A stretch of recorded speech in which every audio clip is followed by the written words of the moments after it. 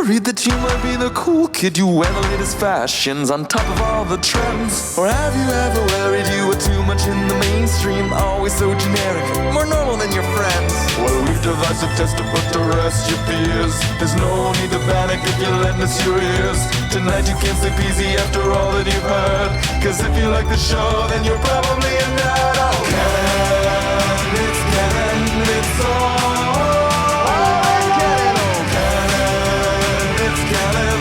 Tyler, Phil, and Boris.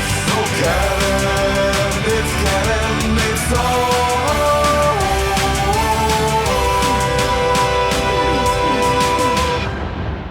in Canon. It's Monday. You know what that means. It's time for a new episode of the It's Canon podcast, the podcast where we talk about all things geek, the podcast where we talk about all things pop culture, the podcast where we talk about all things, anything, everything, because it's all in canon. We're your hosts, and I'm back, and I'm so happy to be back. I'm Boris, and it's a full house because we are joined by Phil. Hello, everybody. We're sorry we have been away. And Tyler. So it's worth noting that, at least on my end, every time we listen, because we do the audio, like the opening song live, and every time on my end, it cuts out at the same part. And to this day, I don't know if that's like what causes that, because the recording turns out fine. I think it's the mixing, because remember, I use a live mixer. Yeah. Real-time mixing, so I think it's that.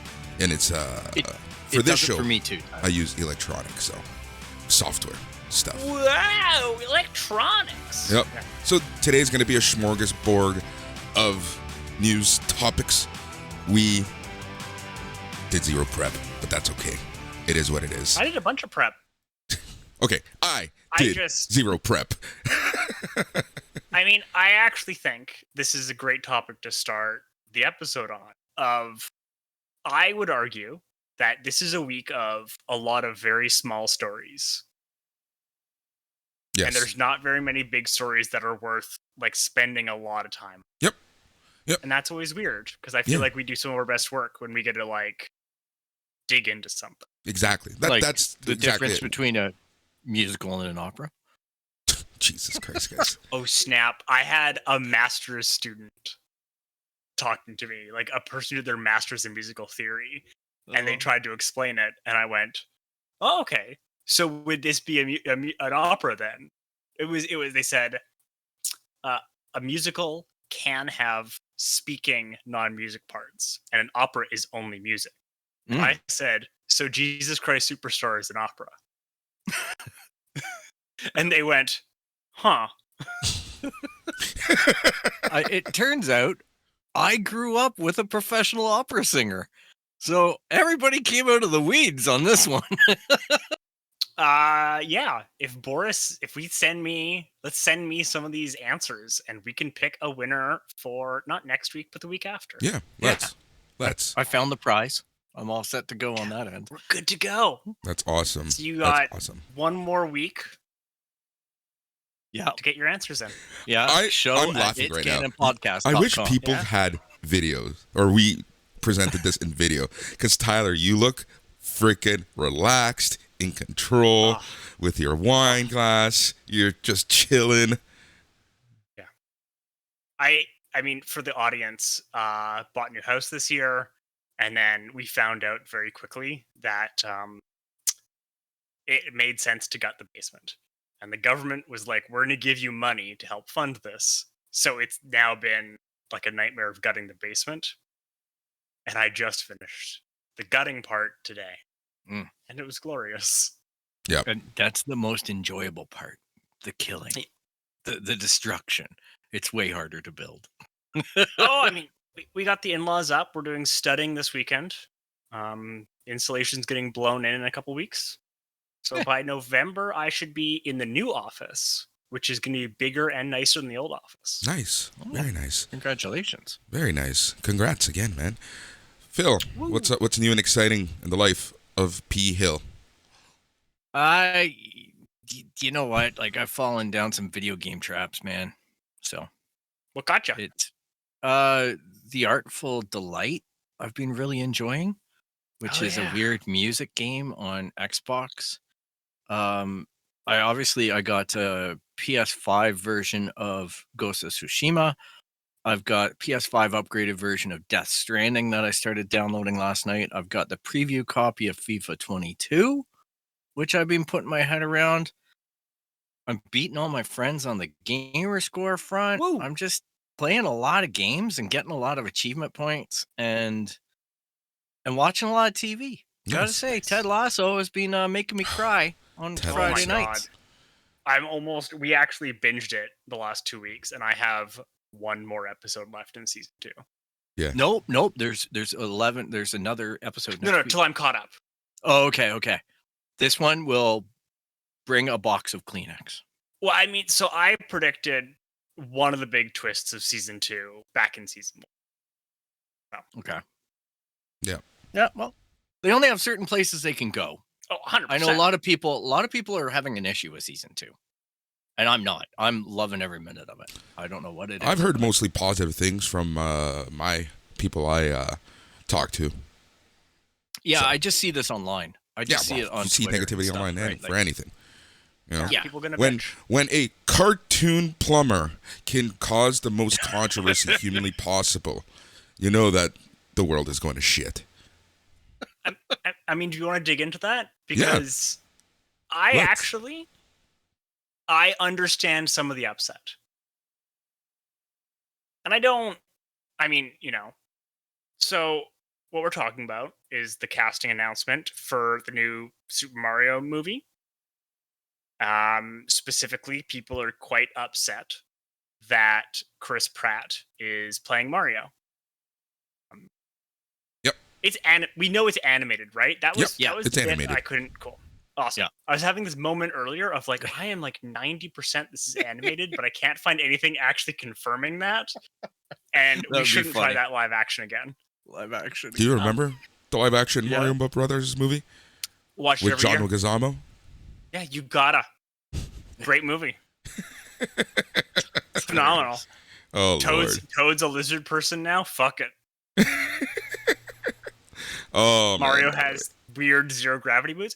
I mean, the point being is Chris Pratt's politics Yes. are what is the big concern here. Yeah. And I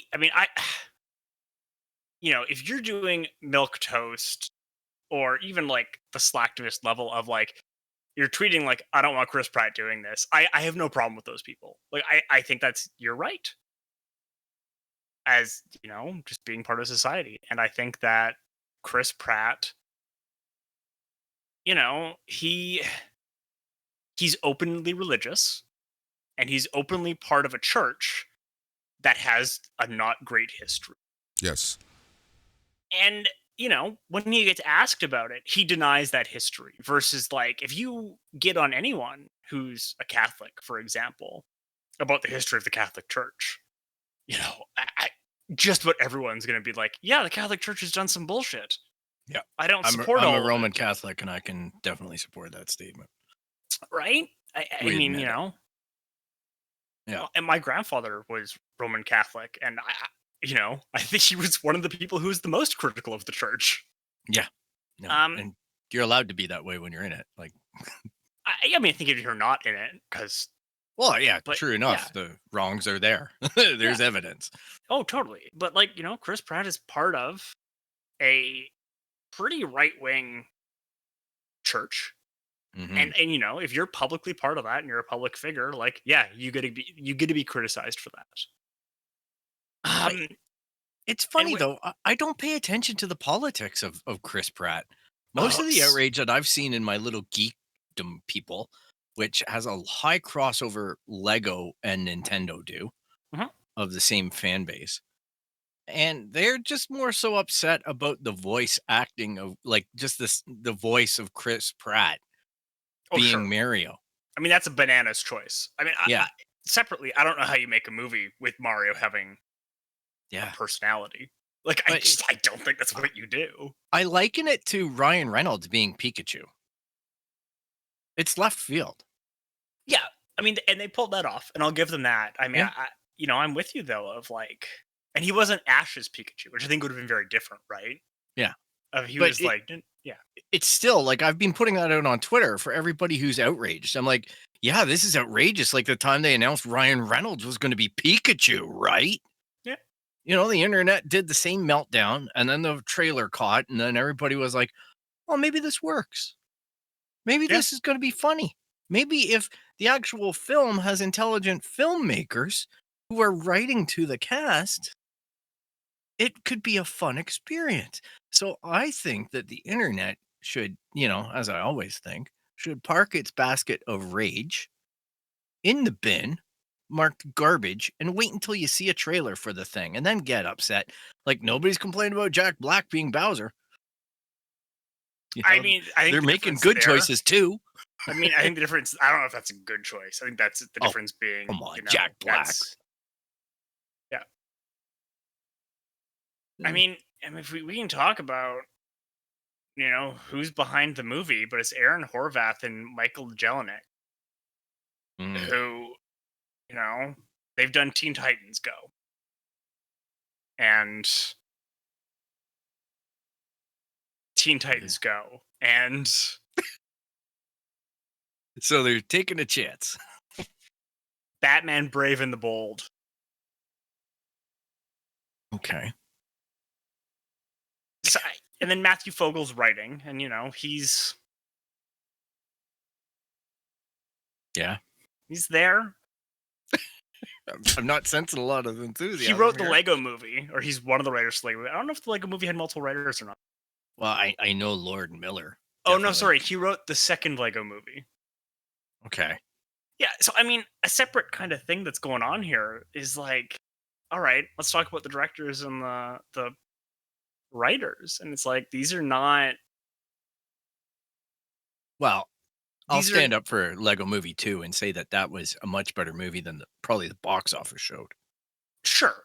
I meant more of like, if you're going for, let's like defend these because they put great people behind it. I'm like, I don't know if they did, but...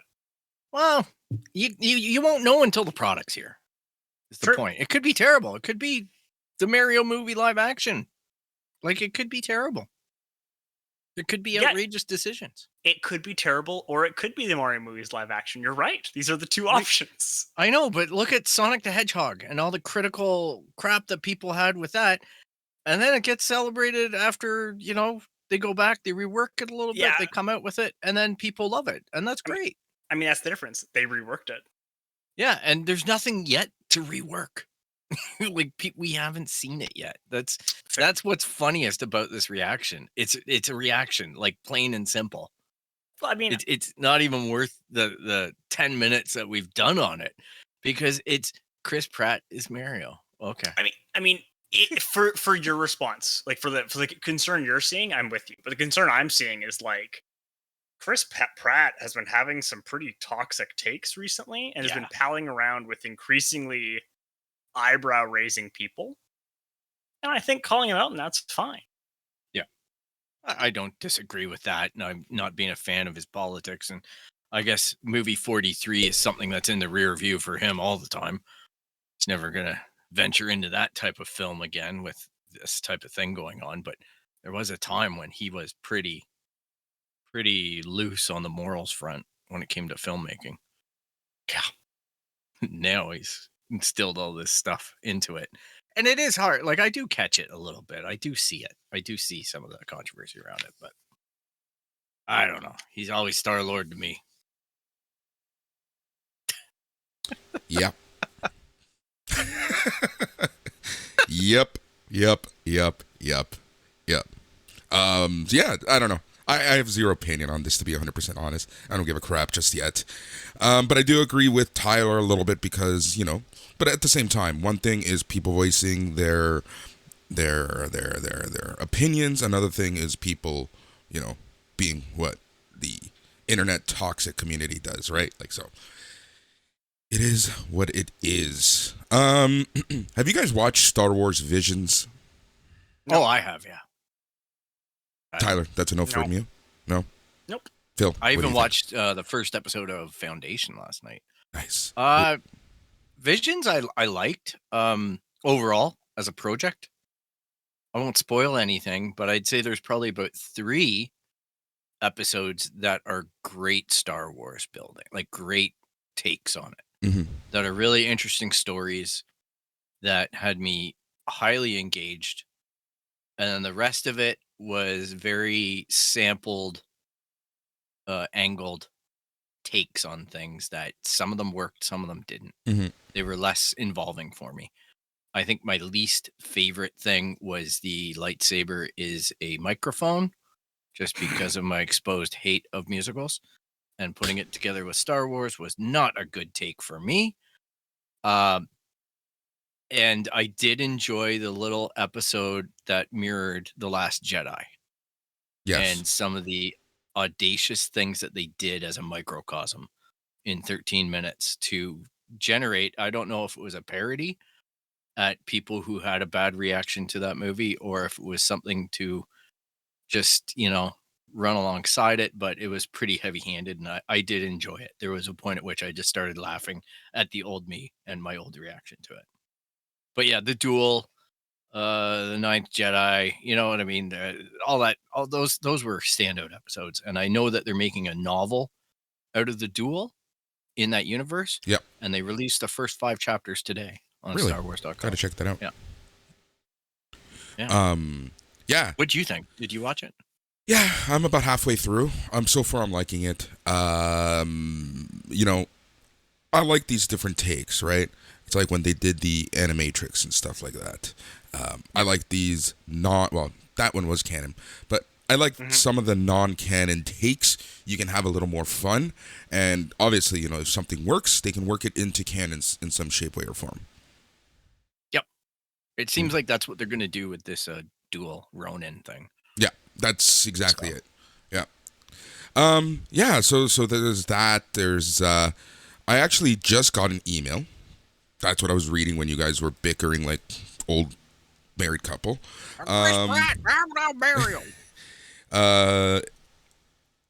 DC, not DC, Warner Brothers, has sent me a review copy of The Many Saints of Newark. I'm actually looking forward to that. It's the Sopranos prequel movie, for those of you who don't know. Yeah, I'm getting a little bit... They came for me too. I'm starting to get a little I'm caring less and less about... Yeah? How come? The infinite redos of things. Yes. Oh, honestly, because an increasing number of them aren't good. I'm not going to take some hypothetical moral high ground of we need uniqueness. It's just an increasing number of the things are not great. Yeah. Yeah, for sure. It's yeah, I totally get that take. It's I don't know. If something works, cool. But like you said, more and more we're seeing that these redos, retakes, reboots, whatever, what have you, just aren't working. But what's interesting though is now we live in a world where you get second shots. If you fuck it up the first time, you can come back and do it again, as Zack Snyder has proven. And fuck it up a second time. I want to do a deep dive into Zack Snyder because I think that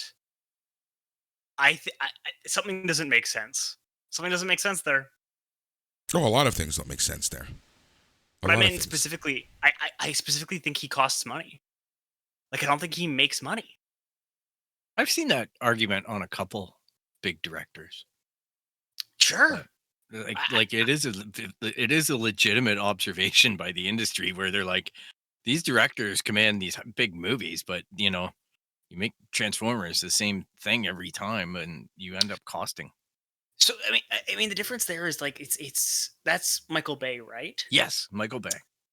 I mean, I think what it is so you could do a study on isolating for variables and how much is Snyder or Bay or whoever asking. Mm-hmm. Yeah. Well, I'll say something right now, just to jump back to TV. Okay. Because I would like to do a deep dive on the viability of some of these directors. Yeah. But obviously that's not going to be now because we need to do research. I did start watching, like I said, Foundation. Mm-hmm. on Apple TV Plus. Mhm. It's pretty heavy. It's not a lightweight. It's I've only watched the first episode. My big takeaway, Boris, this is specifically at you, is guess who's back? Back again. Lee Price. Yeah. Is it Lee Price? Lee Pace. Pace? Lee Pace. Yep. Lee Pace from *Halt and Catch Fire*. Or from And I gotta say, well, from many things. yeah, Guardians. But what? Yeah, everybody's going on and on about his body of work, but everybody's skipping *Halt and Catch Fire*. Mhm. And I'm seeing more and more Twitter reaction where people are identifying that show as a really great show, which we've been doing for quite a while. Yeah. And it's just funny because I'm like, this is a year later for me, I was late to that party. It's a year later, and then people are just starting to figure out that he was brilliant in that. Oh, he was fantastic in that show. That show was, to this day, one of my favorite shows. Like, I remember watching it as it was coming out, and I loved every episode. I hated having to wait the week, like, on Sundays. Like, I was happy at the fact that, so this was my Sundays back in 2015 when this show started.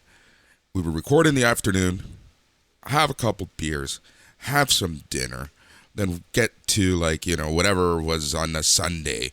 And then at night, 10 p.m., *Halt to Catch Fire* was on. And I was unemployed at the time. It was like the summer of Boris. So, yeah, it was great. And I love the fact that this show was on in the summer.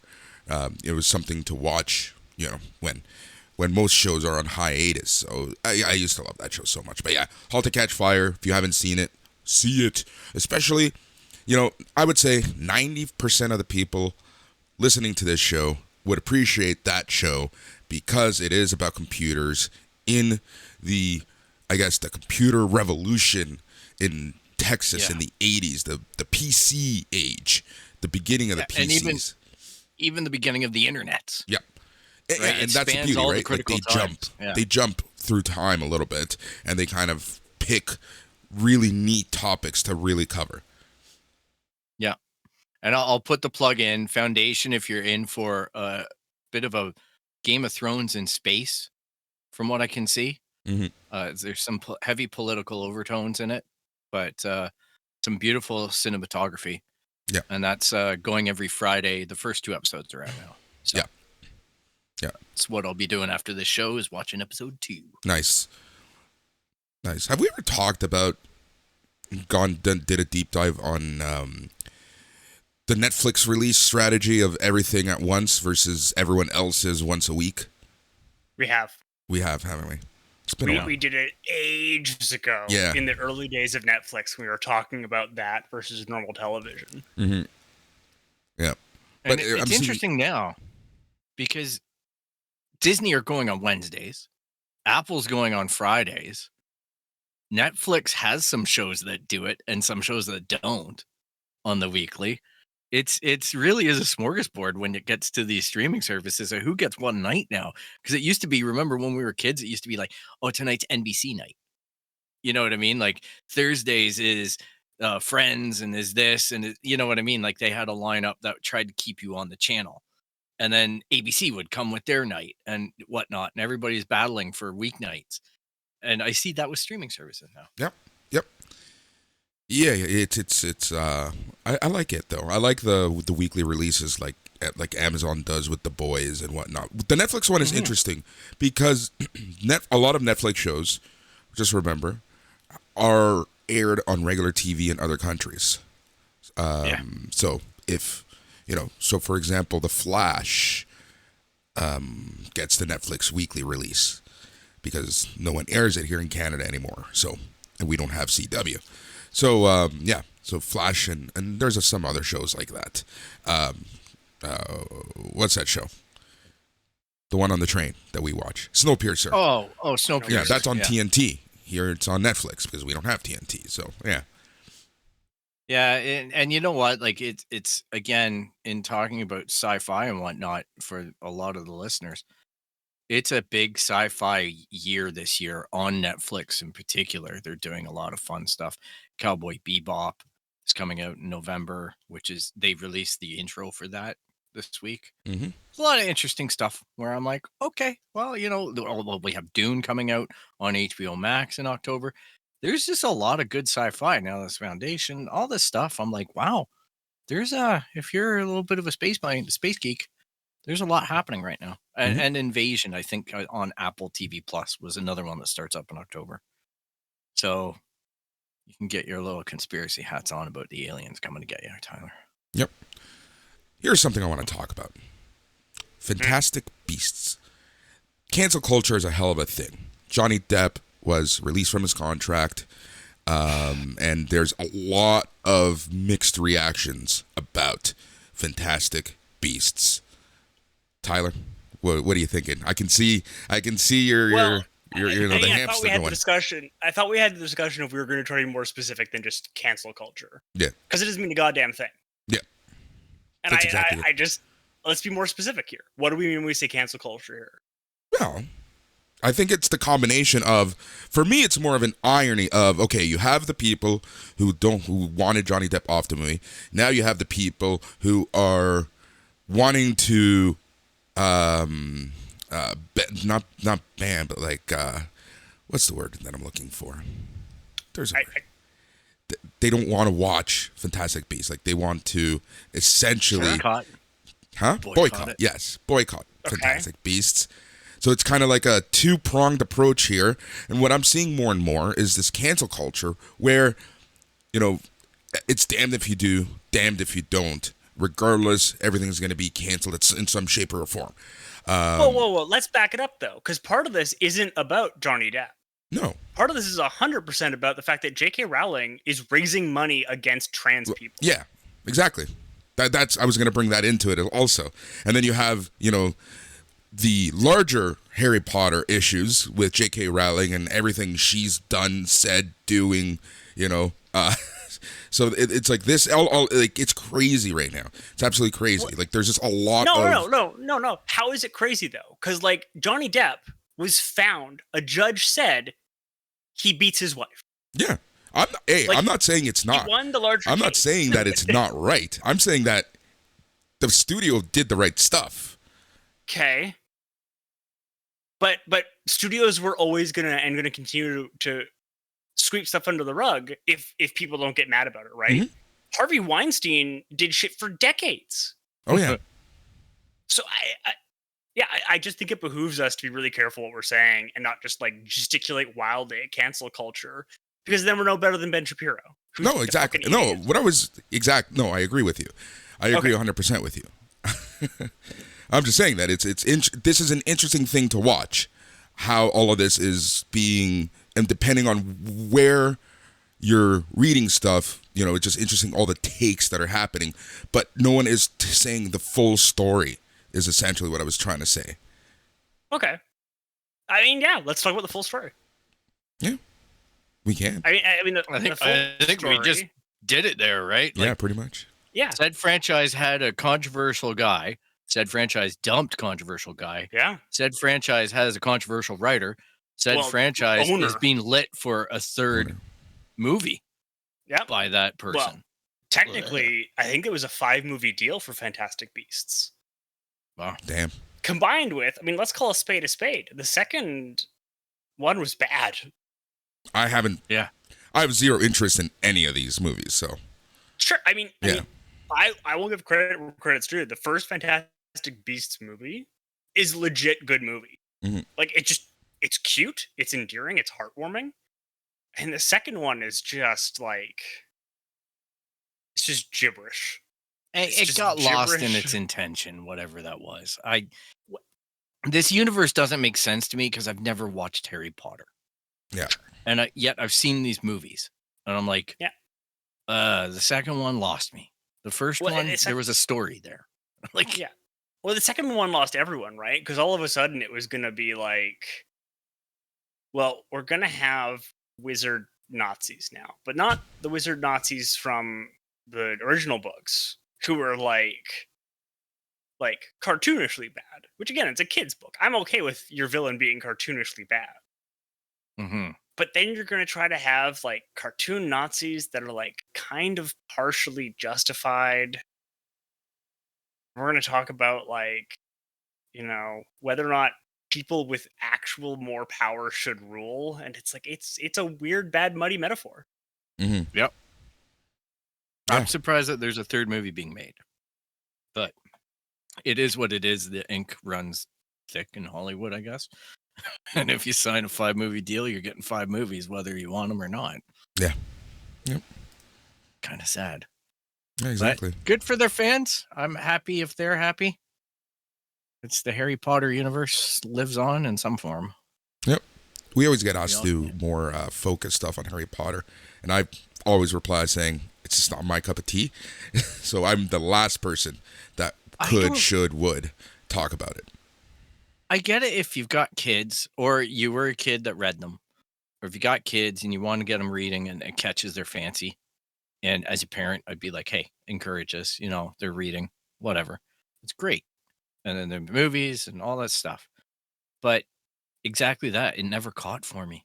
It was just, if maybe I had a little one reading Harry Potter, I'd get more into it. But just the whole, I'm much more of a classic guy. The broomsticks and the wardrobes and all that kind of stuff. Yep, exactly. Old. Exactly. He's just not my cup of tea. Plain and simple. And I'm like very diverse in what I watch. It's just, I've never, and I was at that age where I could have read the books. The first book just never even, I just didn't like it whatsoever. I tried to read them. Yeah. Yep. Muggles. That's all I can take out of it. Like people who've never watched Star Wars, they know who Darth Vader is. I know what a Muggle is, but I've never seen it. Yep. Speaking of this one hurts my head a little bit. I don't know how, where, when we're gonna upgrade our Nintendo Switch Online account. This one, I don't know. This one bothers me, because fundamentally, you're already paying for the getting online, and as a perk, you get access to the NES and SNES games, right? Mm-hmm. Now, yes, you don't have to upgrade, but now that they're expanding to N64 and Sega, now they're asking for more money to get the expansion. So it's like I get it, but at the same time, like, come on, guys. Come on, Nintendo.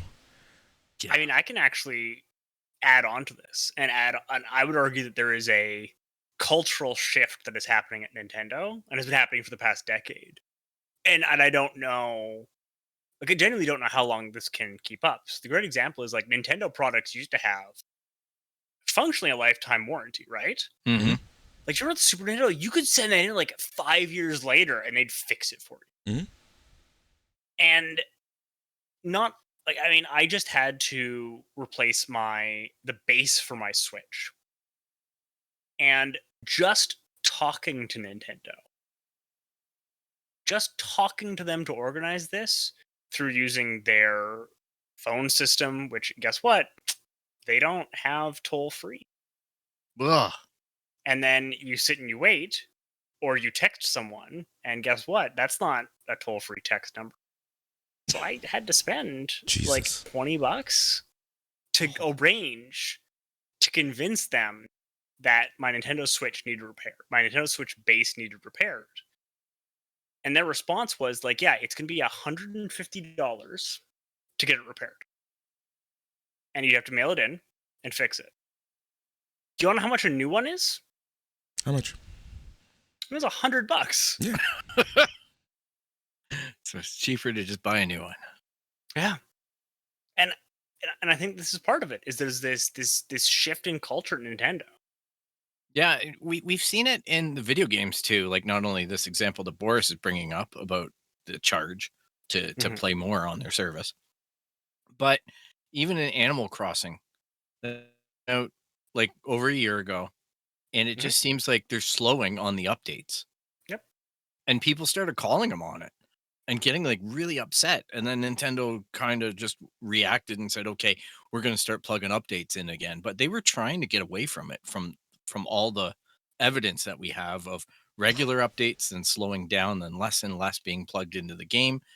And the people were holding up stuff like, you promised us this development cycle. You promised this. You can't back away from it. Mhm. And it took Nintendo a while to respond. So it definitely seems like there's something going on with the direction of Nintendo, with where they're steering the ship now compared to where they've always faithfully put their business. Yeah. So that's kind of weird. But they also sit on these properties that make more money than anything else, like Pokemon.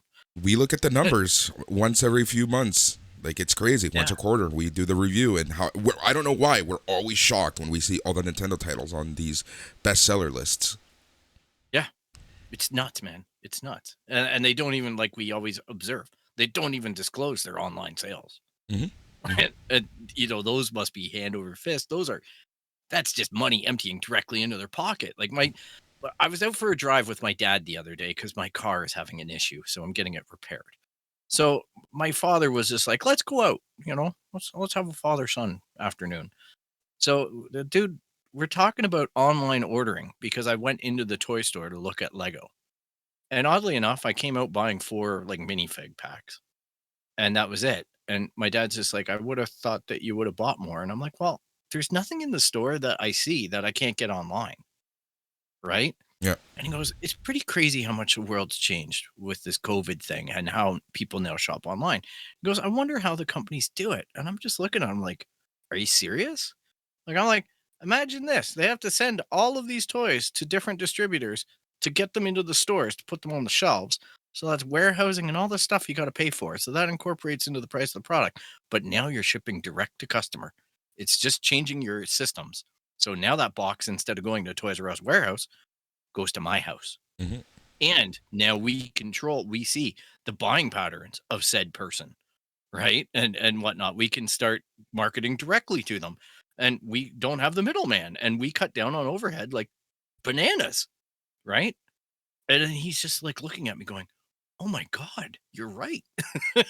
Just they upgraded their database. That's all they needed to do. They have Yep. all the other materials to make themselves, and that's every business now, including Nintendo, including Sony, including Xbox. Yep. They're just digitally marketing. Yeah, it's the big part of the pun. The big switch is really happening. It's happened over the past decade, especially. We're just seeing it really into fruition over the past year and a half, 2 years.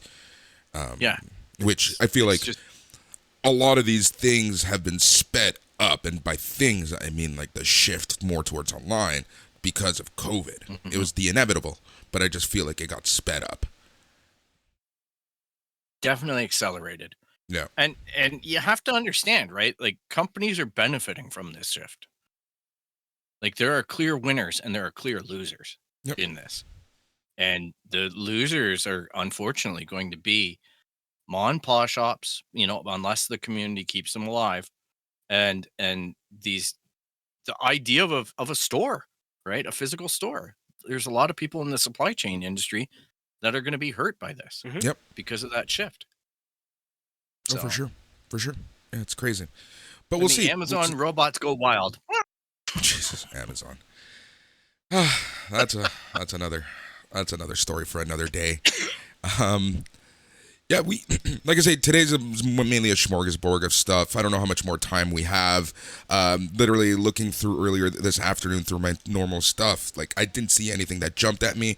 There are a couple things we want to do a deep dive into it. We were talking offline. We want to do a deep dive into this Marvel case, this new lawsuit with the Ditko family. We want to talk maybe a bit of more of a deep dive with the Epic Apple stuff, see what happens over the next couple weeks, so we can do a in-depth story on that. What else were we talking about? We're talking about Chapek taking the fight with Scarlett Johansson out of the courts, Well, I mean, trying to settle that directly. I don't even know if that's a case. That's just good. That's being a good. That's how this should go. Unfortunately, yeah. That's what they should have done in the first place. Like, honestly, I can't believe that they gave the ground to let the verbal diarrhea go, well, I mean, especially on the Chapek side. Like, Disney just came off looking oafish. I mean, I think it was a calculated thing that they misplayed. I think they thought that. Mhm. I think they thought that Scarlett Johansson and everyone else was going to get in line more, and I mean, probably there was negotiations behind the scenes and I think they misplayed their hand and they got singed a little bit, and Scarlett Johansson, people are going to get their money. Yeah, it's nothing they can't fix, but it just was weird, right? And that whole Apple versus Fortnite thing, I found that was funny, just because my big takeaway is watching that on Twitter unfold like seemingly live with Sweeney. Mm-hmm. Just someone take the phone away from Sweeney, like take Twitter away from that guy, because you know what? If you're gonna try and do diplomacy through attack ads and whatnot, Epic, you know what I mean? Like, you just look idiotic in this. Yes, Apple's being a brash, aggressive player, right? They're breaking the rules, and you could yell at it all you want, but you're the ones that made the 1984 commercial.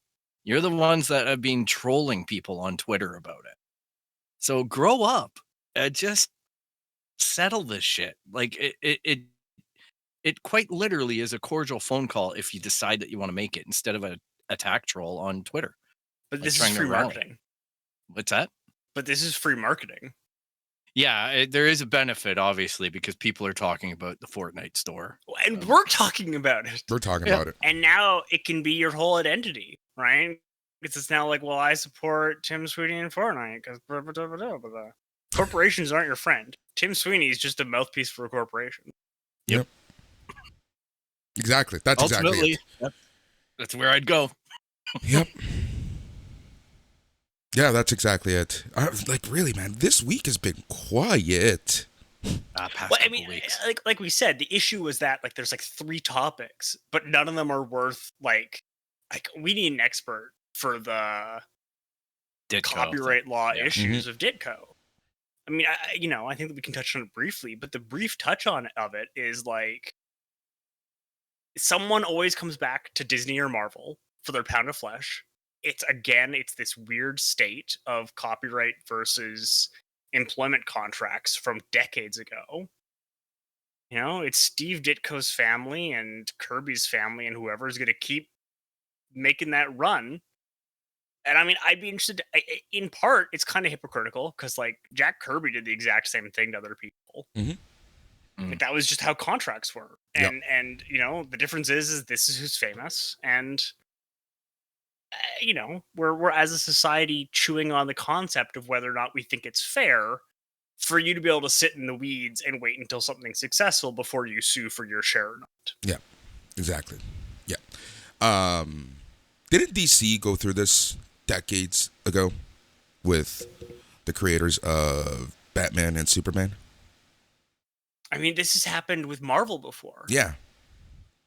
This has happened with, like, the word superhero before. Yeah, exactly. Yes, you're and right. the word zombie. I mean, the Kirby estate sued Marvel how many times at this point? Yeah, it's kind of funny. Didn't Marvel have the copyright on zombie and it expired? And then the word zombie started getting used in movies and whatnot, and then Marvel tried to get it back. I'm pretty sure that expired in 1973 or something. I don't know. That's just something that I read. But anyhow, yeah. Companies, man, oh man. Yeah, exactly. Back to corporations, right? Man, what a freaking day. What a weird day. What a weird day. So yeah, so we have a couple things coming up. Anything else you guys want to talk about? I do want to talk briefly about, I want to sit in this for a second, because we talked earlier this week about how we started this show in 2015. And I was having deja vu just now. Do you know why I was having deja vu just now? Because the Kirby estate was in the middle of settling with Marvel when we started this podcast. You're right. Oh my God, you are right. Yes, you're right. They started in 2010, and that lawsuit basically went until 2014. Yeah. I remember talking to you and Kyle. I specifically remember Kyle, having this conversation with Kyle at some point. Right, and then they sued again in 2015. Jesus. Like, they settled for Spider-Man, X-Men, and someone else, and then sued for Iron Man the following year. Wow. Man, how much money does that estate have to keep these lawsuits going? I mean, I think that a big part of it is, that's how they make money off of this. Yeah. Yeah, it's Right? it's kind of like how you generate revenue. They probably have like this team of lawyers sitting in a room going, "We can sue for this now." Hey, there's companies who do this, right? Like sue 100%. IP, like, and that's basically how they fund their entire company. Yeah. The IP trolls. Yeah, that's it. Yeah, I mean, this is all being settled, so I don't know how much, but yeah, I guarantee that they're just, they just sit there and sue every once in a while. I mean, the whole reality of this is, I think I've said this on this podcast before. It's like Scott Kurtz said ages ago of like the best things Jack Kirby and Ditko and them have going for them is they died. Yeah. Right? Like, and it sucks to have to say that, but like Jack Kirby's kids aren't making art. They're just suing to be able to make money off of his art. And maybe they should be. And that's fine. But like, it's super weird. Yeah, it is. It really is. Yeah. Unfortunate, right? Like, and it kind of makes you wonder what Jack Kirby would think, right? Like, is this how he wants his legacy? And again, he did the same thing. Yeah. Like, right? Like, at the end of the day, this all comes back to work for hire contracts, which I've signed, and any creative has signed them. And the deal is that if you create something on this contract, you don't own it. Mm-hmm. Yep. Dude, the amount of tech that I've done. Yeah. No one has any idea that I've had anything to do with it. And I can't go back to these companies that I've worked for and say, give me my money. Well, and I think there's a legitimate argument if we could have a discussion about like, and maybe you should be able to. But now we're talking about like bigger moral ideas. Yeah. Well, isn't there a component of this, and this might be brash or whatever, but it's just a component of this where Marvel gets to be part of Disney, and then these guys sharpen their pencils and get their lawyers in there because they go, there's a bigger money pot now. Yes, 100%. Right? Like that's 100% what it's all about, right? What? It's like when Marvel is struggling, okay, that lawsuit is $1 million. Yeah. When Marvel's excessive like this, rolling in cash, that's 100 million. Like, okay, go get it. Yeah. 100%. I mean, there is, and this is a concept we covered in law school of as a society, do we empower people to wait to enforce their rights until the pot's big enough? Right. And one side is like, why should you get to wait to see how much money it's worth? If you think this character is worth having, fight for it. Yep. Right. And the other side is, I have IP out there that I technically own, but it would cost me $10,000 to demonstrate I own it, and it's not worth $10,000 right now. Yep. But if I try to use it without that IP, I might get, like, without that court thing, I might get sued. So it becomes this thing of like, that $10,000 would be better spent for me making something bigger and better. And should I let someone then develop this IP that technically is mine? I just haven't really Claimed it. We signed a contract to do work on this project together or whatever, and then they disappeared or ran off or whatever, and the contract's void now, but we had to fight about it because law. That's exactly it. Yeah. So yeah, we have a lot of stuff coming up. I think that might be it for today. You know what? Well, it's good to be back. Let's Yes. just put it that way. It feels great talking to you guys. Like, it really does. Yeah. And again, I want to publicly thank you guys for manning the ship while I was dealing with stuff over the past few weeks. It really means a lot. This baby is ours. We do try to get as many shows as we can out there. But we're back. We're going to be back on our regular Sunday, Monday schedule. And it's going to be good to chat all things, everything with two of my best friends. So this is fun times again. Yeah, and thanks for giving us the opportunity to do the show. it was hard doing it without you, as you know, our fearless leader. But I think Tyler and I did some work that we're both pretty proud of. Oh, you guys did great. I heard great things. I have to be honest, I only listened to bits and pieces of the shows, but everything that I heard I liked, and I got some great feedback. So again, you guys kicked ass. Yeah, I'll just say this though. We had some pretty sparse weeks for news as well. I know that there was a couple times where Tyler and I were looking at things going, is it even worth it? You know what I mean? Like, well, it's funny that you say that, because like that's where I'm struggling today. I think we've made this conscious decision to talk about stuff that's worth talking about. Yeah. You know, and I think we made this decision just based off the fact that we feel more proud. We like the content more when we can get in depth into a topic, as opposed to just reading headlines and getting reactions. So some weeks it's sparse. Some weeks you're gonna get random smorgasbord of stuff like tonight, today, this episode. Other times we're gonna get in depth and we're gonna be talking for like 2 hours about something. But you know, I just want to explain that, you know, where we're at with the show. And I think the three of us are on the same page when we say that. Like, we would prefer going balls deep on a subject. I mean, I don't know if I use those words, but yeah. Yeah. Exactly. Apparently, balls deep is balls deep. Way. I mean, that's not what I would say, but you know. Oh man. Yep. So yeah, that's basically where we're at. So without further ado, Phil, can you take us out? Yeah, well, you can track us down on the internet at www.itscanonpodcast.com. You can look us up on Instagram, Twitter, and Facebook at It's Canon Podcast. You can email us about the difference between an opera and a musical at show@itscanonpodcast.com. Heck, you can hit us up on our social handles about that too. You can subscribe via Apple Podcasts, Spotify, Stitcher, anywhere you find podcasts, you're going to find the It's Canon Podcast. And if you like what you hear so far, please be sure to leave a rate and review if your platform allows it, and hit that subscribe button and tell a friend. We really appreciate all of the love that you give us. Yep, exactly. Thank you again.